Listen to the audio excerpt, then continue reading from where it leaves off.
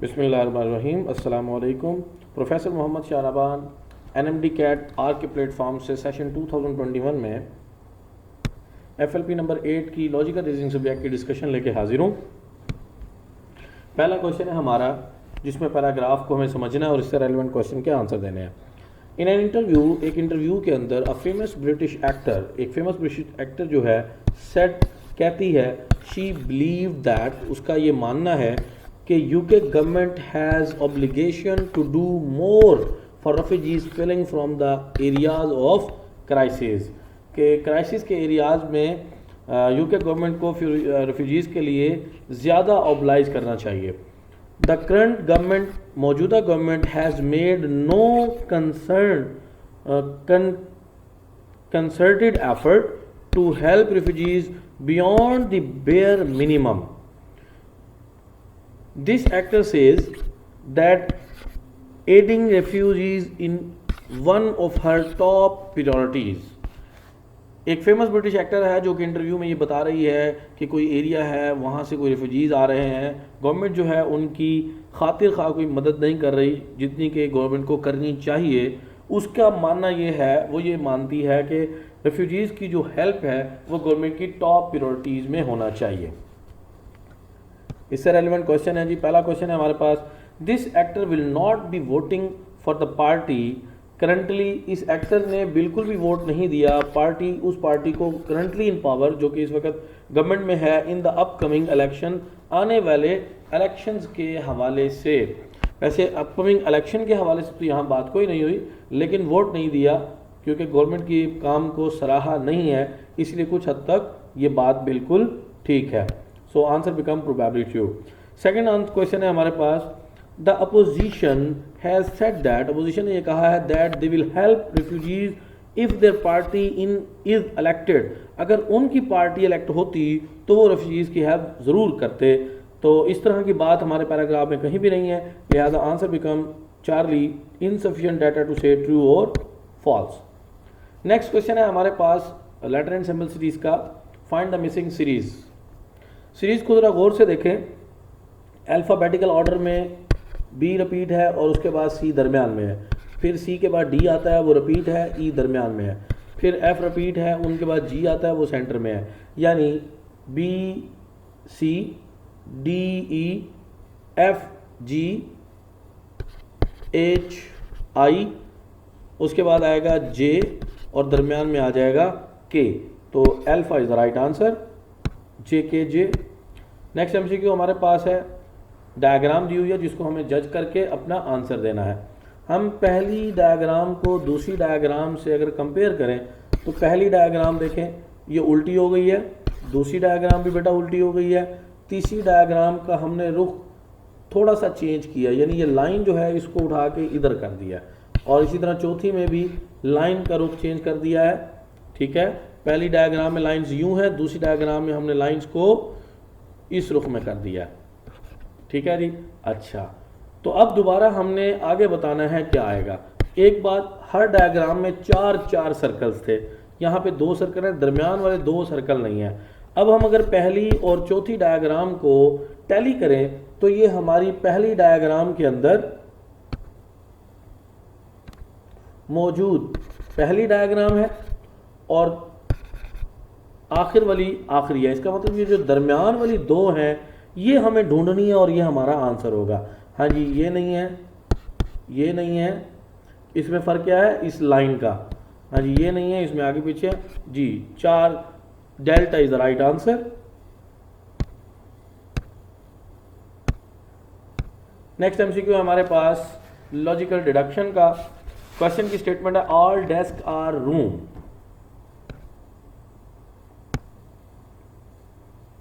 हाँ जी बेटा, all desk, तमाम के तमाम डेस्क जो हैं वो रूम है। सम रूम्स आर हॉल्स, और सम रूम्स जो हैं वो हमारे पास हॉल्स हैं। All halls are leave. तो ये बेटा हमारे पास स्ट्रक्चर बन गया। स्ट्रक्चर को देखते हुए अब हमने कंक्लूजन सेलेक्ट करने हैं। पहला कंक्लूजन है, सम लीव्स आर डेस्क। कुछ लीव्स जो हैं वो डेस्क हैं। बिल्कुल ये वाला पोर्शन लीव का और डेस्क का नहीं, बिल्कुल भी नहीं, डेस्क अलग हैं, लीव्स अलग हैं, तो ये कंक्लूजन गलत हो जाएगा। अगला है जी हमारे पास, सम हॉल्स आर डेस्क। कुछ हॉल जो हैं वो डेस्क हैं, ये भी गलत हो जाएगा। तीसरा हमारे पास सम लीव्स आर रूम, कुछ लीव्स जो हैं वो रूम है। हाँ जी, ये ओवरलैप एरिया कर रहा है रूम का और लीव का, तो ये ठीक होगा। Only 3 delta is the right answer. Next question है हमारे पास, ऑल स्टोन्स आर रिवर। हाँ जी, ऑल स्टोन्स आर रिवर, सारे के सारे स्टोन जो है वो रिवर है। All river are cars, are river are cars, ये कार्स हैं हमारे पास, चेंज करना भूल गया हूं मैं। और some cars are trains, some cars are trains, ये हमारा स्ट्रक्चर बन गया। इसके बाद अब हमें देखना है कि कौन सा कंक्लूजन फॉलो करेंगे। हाँ जी, सम ट्रेन्स आर स्टोन्स, ट्रेन यहाँ पे है, स्टोन यहाँ पे है, गलत हो गया।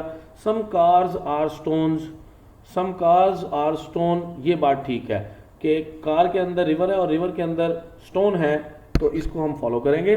सेकंड है हमारे पास some trains are river, some trains are river, बिल्कुल भी मिसमैच नहीं है, बात गलत हो गई। इसका मतलब only 2, beta is the right answer. Next question है हमारे पास, ये एक पजल है जिसमें 8 लोग हैं जिन सर्कल में बैठ रहे हैं फेसिंग सेंटर की तरफ करके। P, Q, R, S, T, U, V and W are sitting round the circle are facing at the center. Condition क्या है जी? P is second to the right of T. P जो है वो T की right side पर है। याद रखें जब भी सर्कल में अरेंजमेंट हो तो आपकी जो एंटी क्लॉकवाइज डायरेक्शन है वहाँ पे राइट होगा और जो क्लॉकवाइज डायरेक्शन है उसे हम लेफ्ट कंसीडर करते हैं। अदरवाइज आप किसी भी चेयर पे अपने आप को अरेंज करके एज्यूम करें, बिल्कुल यही डायरेक्शन बनेगी। तो हमें कहा गया P जो है वो सेकंड है। अगर मैं इस पोजीशन को P कह दूं, सेकंड है राइट ऑफ T से। T का राइट एंटी क्लॉकवाइज यानी T आपके पास यहां पर अरेंज होगा। उसके बाद है जी who is neighbour of R and V। अब R और V, R यहाँ पे आ सकता है, V यहाँ पे आ सकता है, या यहाँ पे R आ सकता है, यहाँ पे V आ सकता है। देखते हैं इन दोनों में से कौन सी वैल्यू यहाँ पर आएगी। अगले हो सकता है कंडीशन में हमें समझ आ जाए। V is neighbour of U। हाँ जी, अगर हम V को यहाँ अरेंज करते हैं तो वो P और T का नेबर बनेगा, इसलिए V यहाँ पर अरेंज होगा, U यहाँ आ जाएगा और यहाँ पे R आ जाएगा। इसके बाद हमारे पास है Q is not between S and W। S और W भी हमने लगाए भी नहीं है तो Q को भी रहने देते हैं। नेक्स्ट कंडीशन है W is not between U and S। इसका मतलब U और S के दरमियान में W नहीं आना, तो Q को यहाँ बिठा दो और W यहाँ बिठा दो। ये बेटा आपकी अरेंजमेंट हो गई। अब इस अरेंजमेंट के हिसाब से देखते हैं क्या पूछा हुआ है। पहला सवाल इस अरेंजमेंट से पूछा हुआ है, which one is immediate right of V। V के इमीडिएट राइट पर कौन होगा if the position of S and U are interchange. ये बेटे S है, ये U है, यानी आप क्या करेंगे, इनकी पोजीशन को इंटरचेंज करेंगे। जहां पर S बैठा है यहां पर U बिठा देंगे, जहां पर U बैठा है वहां पर S बिठा देंगे। और देखना क्या है, V की इमीडिएट राइट, तो V का इमीडिएट राइट T बनता है, so Charlie is the right answer. Next हमारे पास है बच्चों, which of immediate left of R। R का इमीडिएट लेफ्ट क्या बनेगा, R यहां बैठा है, इसका इमीडिएट लेफ्ट यहां बनेगा, again T, Charlie is the right answer. Next question है हमारे पास कोर्स ऑफ एक्शन का, the finance minister submits his resignation a month before a new budget is to be presented in the parliament. Parliament में जो पेश किया जाना था नया बजट, उससे 1 महीने पहले फाइनेंस मिनिस्टर जो है वो अपना रेजिग्नेशन सबमिट करता है पार्लियामेंट के अंदर। कोर्स ऑफ एक्शन, ये एक प्रॉब्लम है जिसकी हल के लिए हमें क्या कोर्स ऑफ एक्शन करना चाहिए। पहली स्टेटमेंट है जी, the resignation should be accepted and an other person should be appointed as the finance minister.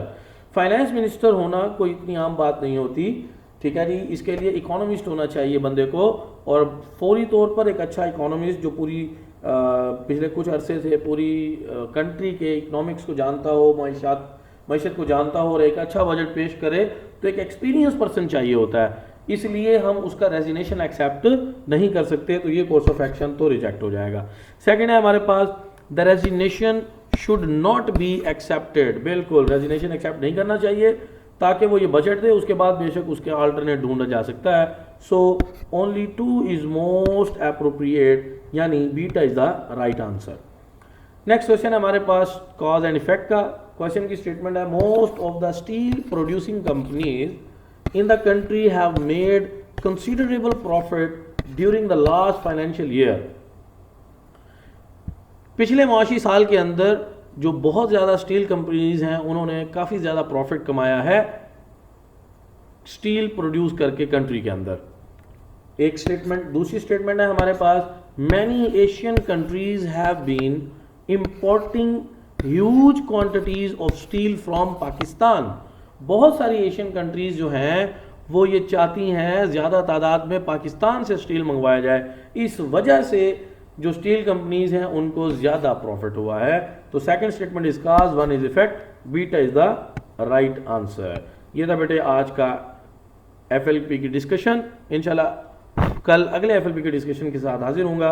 अस्सलामु अलैकुम, अल्लाह हाफिज़।